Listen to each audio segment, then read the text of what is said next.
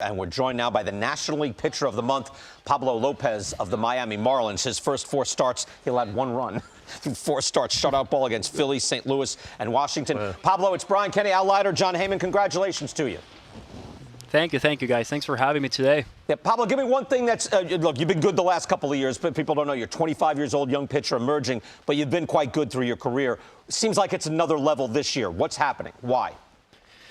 You know, I went back to the basics. You know, Mel Stottlemyre Jr., he's always challenging us to put ourselves in good counts, give ourselves options, as he likes to call it. So I think you're just going back to getting that first strike. You know, if you're ahead, you're able to use more of your weapons and use more of the strike zone. So I think just going back to the fundamentals of being ahead in the count. And in my case, I use my changeup a lot. So I think also making sure to keep the fastball alive has been a huge help. You know, making sure that the fastball is still in play, that I'm able to locate it and expand with it. All right, so as long as we're getting into the nitty-gritty here, I'm going to bring in Al Leiter right now. So go ahead. Follow up on that, Al. What are you saying? So, Pablo, way to go. Great start. But, you know, I always thought of guys with plus arm fastball, which you have. And that sit at 93, you can get up to 97.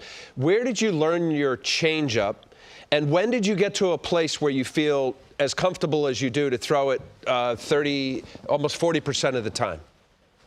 Yeah, so the changeup I learned it probably 10 years ago, right after I signed. I signed as a 16-year-old just throwing a fastball because that's pretty much all they ask for. And then I started developing other pitches, and the first one I learned was a sinker. And then with the changeup, I kept pretty much the same grip as a sinker. I just switched to the other 2 fingers, and then it just became pretty natural to me. I think making sure that my arm action was the same as my fastball, my release, my arm slot, and everything.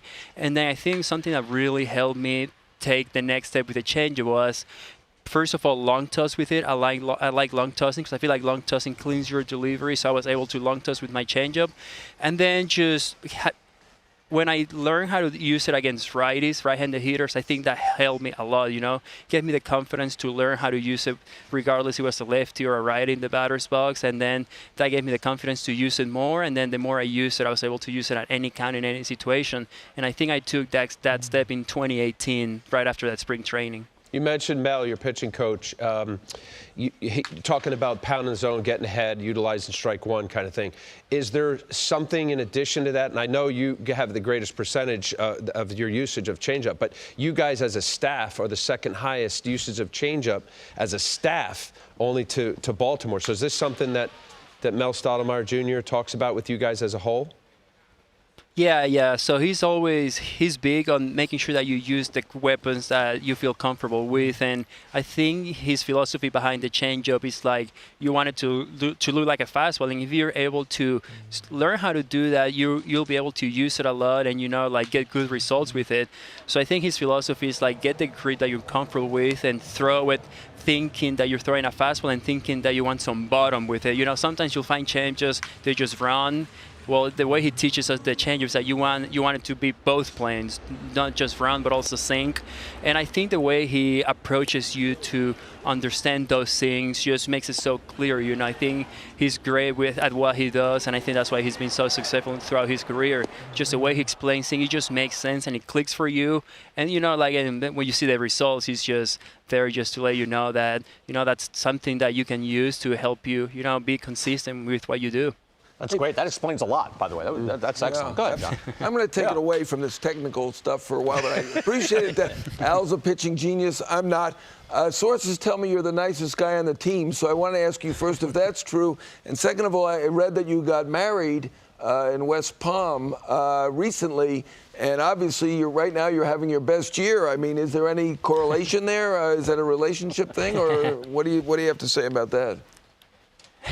No, I think taking that next step with my wife just solidified a lot of great things that were already going on. And, like just having her support just means the world to me, having her by my side. And, I think April was a really good month in a lot of different ways, and just extremely happy for it.